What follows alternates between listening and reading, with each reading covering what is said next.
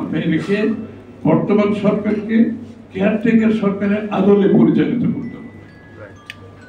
আমি কথাটা পরিষ্কার করতে পারছি, আশা করি পরিষ্কার হয়েছে।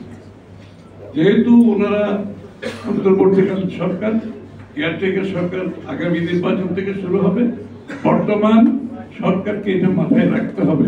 এটাই বাংলাদেশের মানুষের চাহিদা। যারা নির্বাচনকালীন সরকারে থাকবে তাদের নিরপেক্ষতা নিয়ে যাতে কোনো প্রশ্ন না ওঠে, এই জন্য অন্তর্বর্তীকালীন সরকারকে আমি অনুরোধ করব কেয়ারটেকারের সরকারের আদলে এখন থেকে, আজকের থেকে নির্বাচনের দিন পর্যন্ত সরকার পরিচালনা করুন। কোনো বড় সিদ্ধান্ত অন্য সিদ্ধান্তে আপনাদের নেওয়া উচিত হবে না। আপনারা পুরোপুরি নির্বাচনের দিকে যান এবং নির্বাচনের কেয়ারটেকার সরকারের ভূমিকাটা পালন করেন এবং নির্বাচন কমিশনের দায়িত্বে, বিশেষ করে নির্বাচনটা সরাসরি নির্বাচনকালীন সময়ে তাদের দায়িত্বে সব মাথায় রেখে আমরা সেভাবে পরিচালিত হব।